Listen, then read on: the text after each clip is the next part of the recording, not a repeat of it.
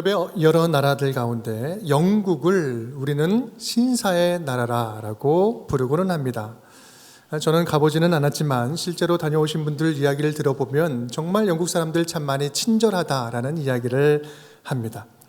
그런데요, 그 영국의 조상을 거슬러 올라가면 바이킹 해적이라고 합니다.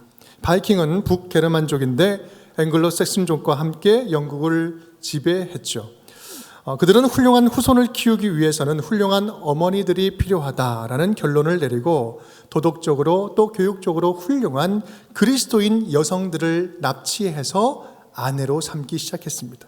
그렇게 끌려온 그리스도인 여성들은 비록 해적들의 아내가 되었지만 자녀들에게 성경을 가르치고 기독교 정신으로 우리 자녀들을 양육했는데 바로 그것이 소위 신사의 나라라 불리는 영국의 바탕이 되었다라는 이야기입니다. 여러분, 이 한 나라의 변화의 기초, 변화의 시작이 어디에 있었습니까? 우리 자녀들을 어떻게 양육하는가, 다음 세대를 어떻게 세우는가에 있었습니다. 가정의 달을 맞이하며 오늘 다시금 우리는 근본적인 질문을 던져봅니다. 우리는 과연 우리의 가정을 믿음의 가정으로 세우려는 강한 열망을 가지고 있는가? 우리는 우리 아이들이 이 세상 속에서 흔들림 없는 믿음의 자녀로 세워지기를 아주 간절하게 갈망하고 있는가? 5월은 가정의 달이요. 또 오늘은 첫 번째 주일 어린이 주일입니다. 우리 모두는 예외 없이 누군가의 사랑받는 자녀요. 또 누군가의 형제요. 또 누구는 부모이기도 합니다. 함께 지금 살고 있든지 지금 흩어져 살든지 이번 5월 한 달 동안에는 우리 가족들을 더욱더 기억하면서 우리 가족을 위해 기도하는 시간이 되었으면 좋겠습니다. 혹시 오랜 기간 멀어진 관계나 상처로 아파하는 가정들이 있다면, 지금 이 가운데 있다면 우리의 진정한 아빠 되시고 아버지 되시는 하나님의 위로로 우리 회복의 은혜가 있기를 간절히 바랍니다. 오늘 말씀은 예수님께서 우리 어린 아이를 안으시고 안수하고 축복해 주시는 장면입니다. 참으로 따뜻함이 있는 장면이죠. 저와 여러분의 가정에도 예수님과 함께 따뜻함을 보내는 그 5월의 한 달이 될 수 있기를 주님의 이름으로 축복합니다. 오늘 이야기의 줄거리는 그렇습니다. 예수님이 말씀을 이제 전하고 계시는데 그 장소에 사람들이 자기의 아이들을 데려오는 거예요. 아이들이 막 몰려오니 분위기가 갑자기 싸늘해졌는지 산만해졌는지 제자들이 그들을 막습니다. 그리고 꾸짖어요. 그때 예수님이 말씀하시죠. 어린아이들이 내게 오는 것을 막지 말아라. 용납해라. 천국은 이런 자의 것이다 라고 말씀을 하시면서 그들을 안아주시고 안수하고 축복해 주십니다. 이것이 오늘의 내용입니다. 우리는 먼저 이 장면을 보면서 자기 아이들을 예수님께 데려오는 부모들에게 눈길이 갑니다. 그들의 바람, 그들은 단 하나의 마음뿐이었습니다. 우리 마가복음 말씀 보면 만져주심을 바라고 또 마태복음 19장 말씀 보면 안수하고 기도해 주심을 바라고, 그들은요 지금 간절한 바람을 가지고 아이들을 데리고 오고 있습니다. 한번 생각해 보세요. 병든 자가 예수님을 만나서 고침받고 귀신이 떠나가고 영적인 결박이 풀어지는 놀라운 장면들을 지금 사람들이 보고 경험하고 있는 거예요. 그러면서 사람들은 예수님이 진정한 구원자시구나, 메시아라는 사실을 이제 믿기 시작합니다. 그러면서 자연스럽게 생긴 마음이 있었는데, 그렇다면 진짜 예수님이 하나님이시라면 이러한 놀라운 축복을 누가 받았으면 좋겠다? 사랑하는 우리 자녀들이 받았으면 좋겠다. 여러분, 부모는 가장 좋은 것을 자식에게 주고 싶은 거 아니겠습니까? 진짜 구원자 하나님이 예수님으로 오셔서 그 예수님이 직접 우리 아이들을 축복해 주신다면 그것처럼 감격적인 일이 어디 있겠습니까? 그러니 강렬한 마음이 생긴 거예요. 간절한 소원을 가지고 자기 아이들을 데려온 거예요. 오늘 말씀에 본문에 나오는 이 아이라는 단어는 마태복음, 마가복음을 보면 이 아이는 파이디온이라는 헬라어를 씁니다. 파이디온. 이거는 7세 이하의 아이들을 이야기합니다. 지금 유아 세례 받은 우리 아이들의 그 나이대죠. 근데 그 누가복음을 보면 다른 단어를 쓰고 있는데 브레페라는 단어를 쓰고 있습니다. 브레페. 이거는요, 갓난아기, 막 어린아이, 이제 난 지 얼마 되지 않은 아이를 말합니다. 이런 뉘앙스를 우리가 살펴본다면 여기서 지금 말하고 있는 이 아이, 어린아이는 자발적으로 뭔가 스스로 결정하거나 선택할 수 없는 존재를 이야기하는 겁니다. 스스로 신앙을 고백하거나 축복을 자발적으로 기대할 수 있는 자가 아니었어요. 이거는 무슨 말이냐면 자녀들의 믿음의 전적인 책임이 누구에게 있다? 누구에게 있다? 부모에게 있다라는 거예요. 부모에게 있다.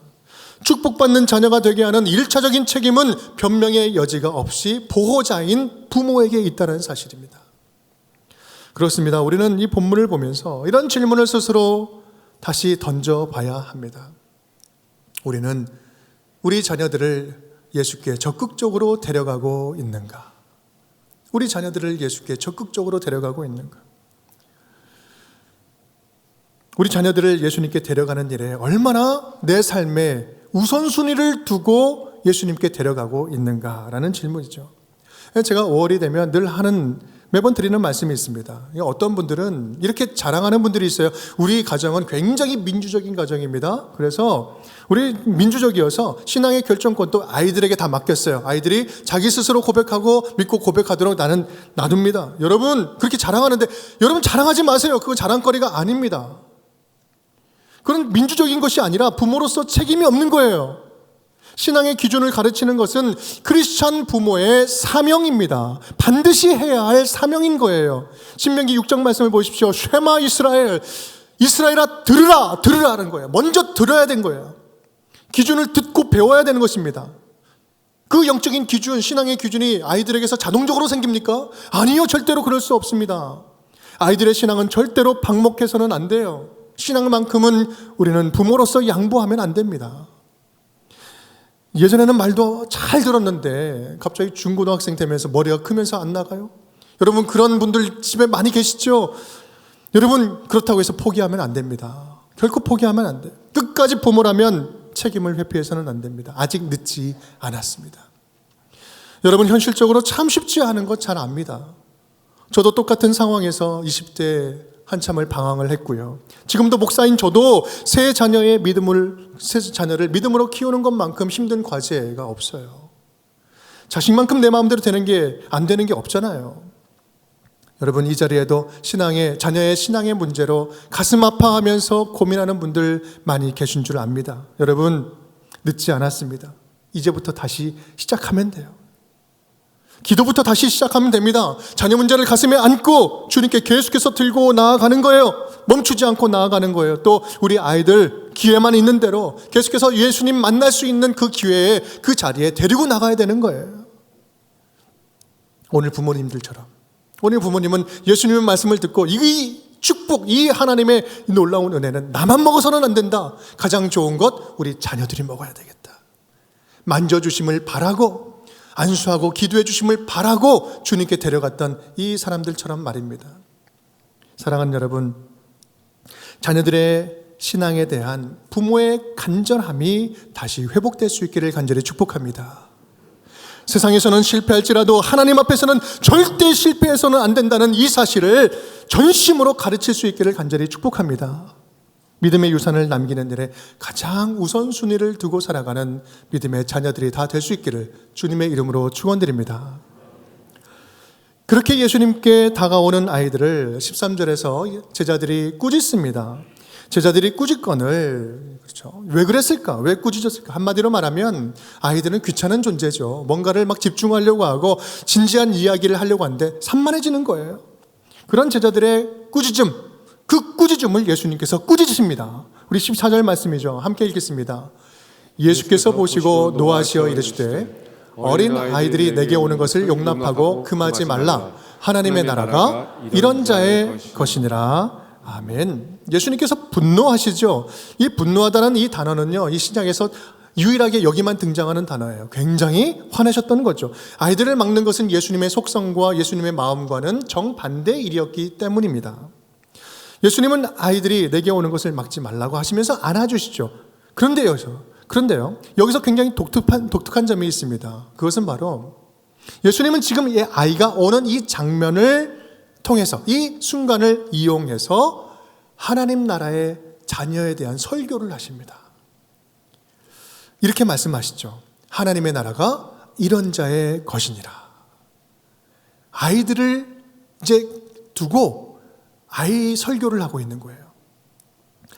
하나님 나라는 어린아이와 같은 종류의 사람만이 들어갈 수 있다. 토이오톤이라는 단어는 어린아이가 아니라 어린아이와 같은 종류의 사람을 이야기하는 거예요. 이 아이들을 통해서 하나님 나라의 자녀됨의 자격을 이야기해주고 있는 것이죠. 그렇다면 하나님 나라를 소유할 수 있는 이 어린아이 같은 사람은 어떤 사람일까? 한 3가지 정도로 정리해 볼 수 있을 것 같습니다. 함께 읽겠습니다. 하나님께 전적으로 의존하는 자입니다. 하나님께 전적으로 의존하는 자입니다. 우리 앞서 말씀드린 바와 같이 아이들, 파이디온, 브레페라는 단어, 이걸로 봤을 때 스스로는 이들은요 아무것도 할 수 없는 보호자가 절대적으로 필요한 존재를 말하고 있는 것이죠. 주는 대로 먹고 입혀주는 대로 입는 자들이에요. 아무리 똑똑하고 능력이 있어도 하나님 앞에서 자기 결정권을 다 내려놓고 하나님께 묻고 하나님의 인도하심만을 따라가는 자가 바로 이 어린아이와 같은 자다.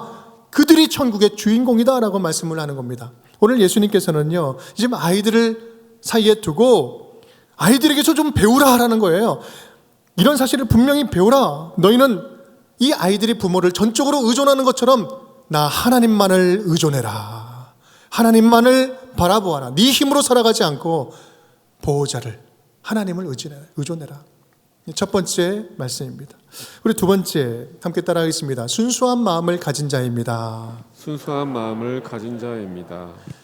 어린아이와 같은 자는요, 둘째로 아직 때 묻지 않은 사람을 이야기합니다. 아직 때가 덜 묻은 사람이라고 볼 수 있겠죠. 여러분, 그런데요, 아이들이라고 해서 다 순진무구합니까?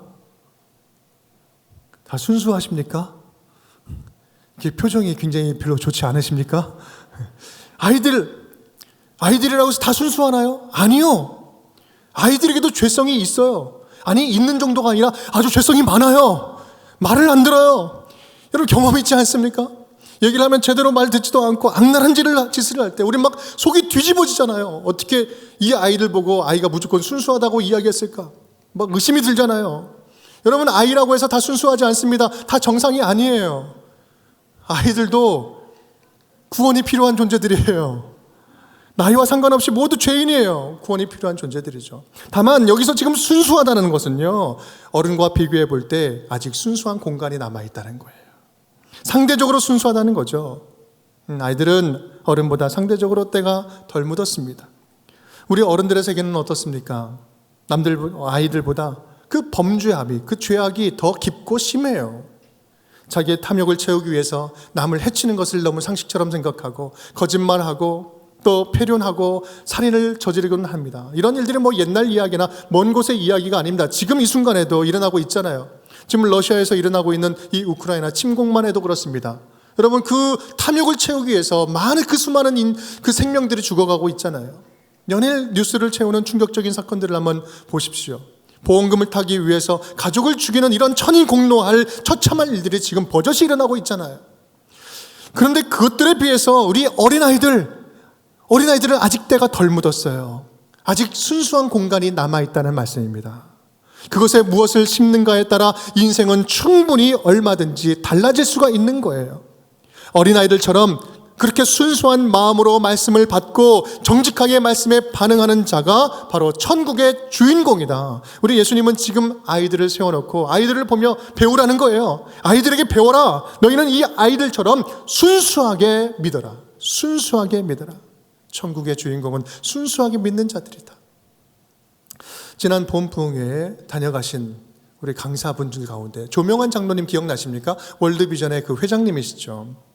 근데 사석에서 이런 말씀을 하시는 거예요. 한 번은 내가 장로인데 성경을 잘 몰라서 너무 창피했어요. 장로인데 통독도 한 번도 제대로 못했고 말씀을 모른다. 이 이야기를 어디선가 했다는 거예요. 근데 이 말을 듣는 그 현장에 이제 예수를 막 믿기 시작하신 분이 있었어요. 그 열정이 막 넘쳤죠. 성경 공부도 열심히 하시는 초신자가 있었어요. 근데 그분이 성경을 알려주겠다고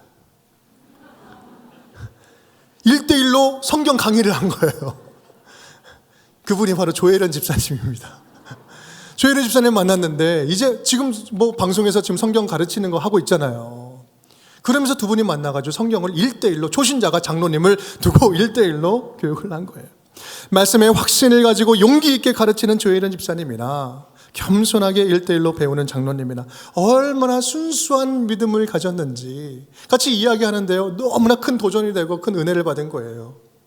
그렇습니다. 하나님의 나라는 이렇게 순수하게 믿는 자들의 것이다. 우리 세 번째입니다. 세 번째 함께 읽겠습니다. 낮고 비천하고 가난한 사람을 가진 자입니다. 낮고 비천하고 가난한 마음을 가진 자. 성경시대 우리 아이들은 사람 수에 들지도 못하는 비천한 존재였습니다. 오병이어로 5천 명을 먹일 때 여러분 아시다시피 그 5천 명의 숫자에도 들어가지 못하는 존재였어요. 어린아이와 같다는 이 말은 사회적으로 해석하면 자격이 없는 자를 말합니다. 자격이 없는 자. 그런데 예수님은 이 자격 없는 자들에게 하나님의 자녀가 되는 자격을 주신 거예요. 자격이 없고 소외되고 아무리 무거운 죄를 지은 죄인이다 할지라도 주님 앞에 나와 자복하고 회개하고 긍휼을 구하면 누구든지 하나님의 자녀가 되는 권세를 주셨다는 말씀입니다. 예수님은 이 낮고 비천한 자들을 더 사랑하고 더 불쌍히 여기면서 더 환영하고 안아주십니다. 오히려 그 낮고 비천함이, 그 가난함이 예수를 만나도록 인도한다는 것이죠. 내가 연약할수록 더욱 귀히 여기사 높은 보좌 위에서 낮은 나를 보시네. 내가 연약할수록 주님께서 더 귀히 보신다.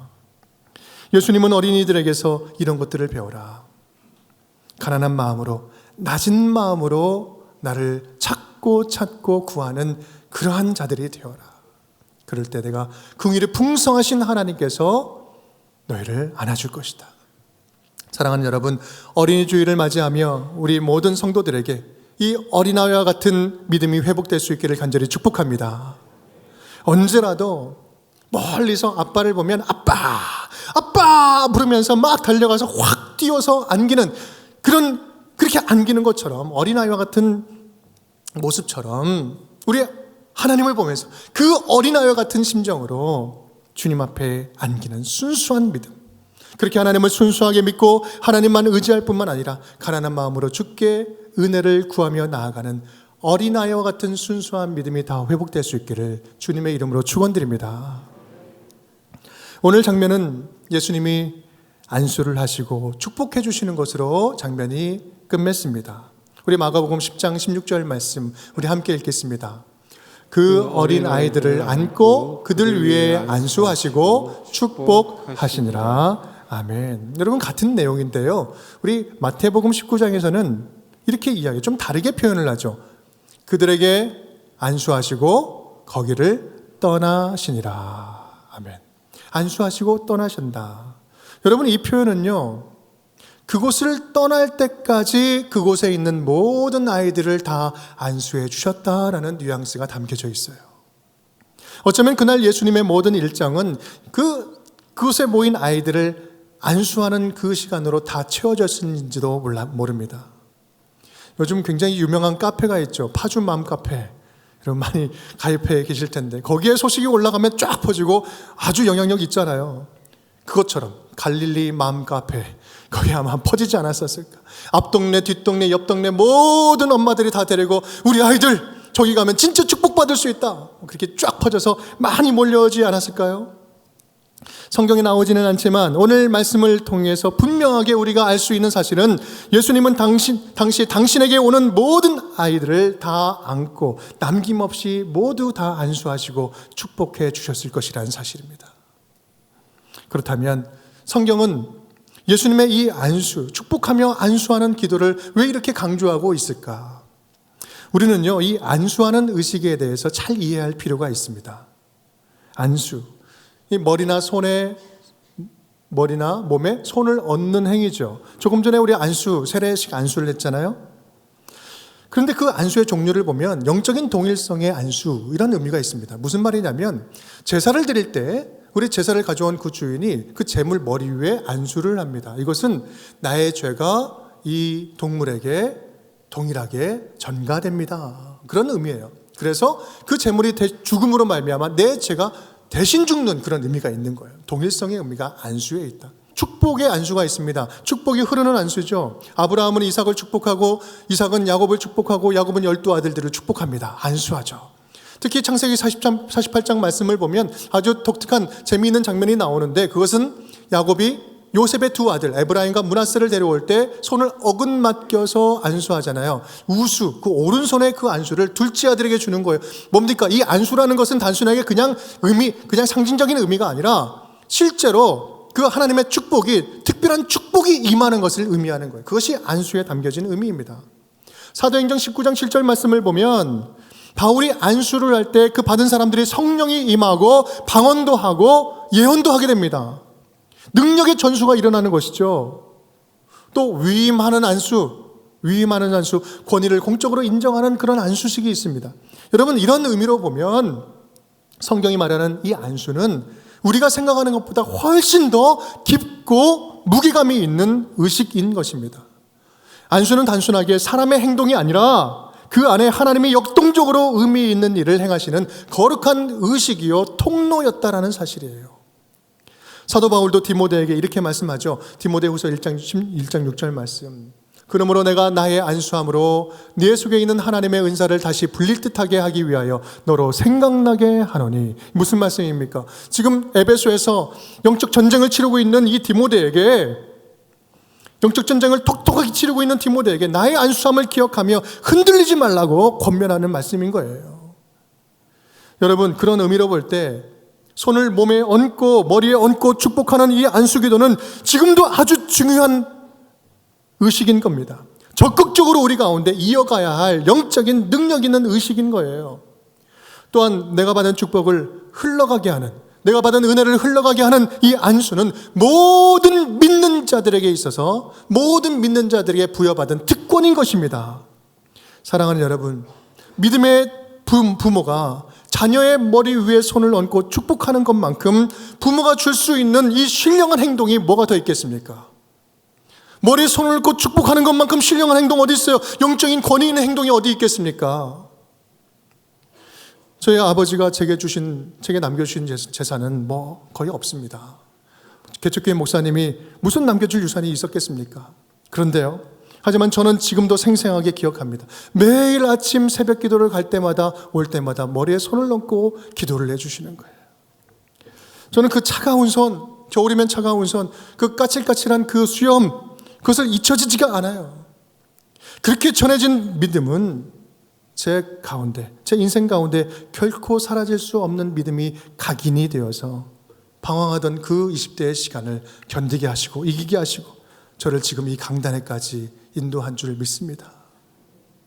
사랑하는 여러분, 지금부터라도, 이제부터라도 예수님께서 축복하시며 안수하신 그 믿음의 전통을 따라서 우리도 부모로서, 믿음의 식구로서 마음껏 안수하고 남김없이 자녀들을 축복하며 믿음의 계보를 이어가야 되지 않겠습니까? 우리에게 주신 하나님의 놀라운 그 은혜는, 말씀의 특권은 우리에게 주신 하나님의 선물이요 특권입니다. 사랑하는 여러분, 여러분에게 주신 그 구원의 은혜를 거기서 머물게 하지 말고 흘러가게 하십시오. 주변에 있는 사람들에게, 우리 자녀들에게 흘러가게 하십시오. 사랑과 축복을 가족들에게, 자녀들에게 손을 얹으면서 축복하면서 흘러가게 하십시오.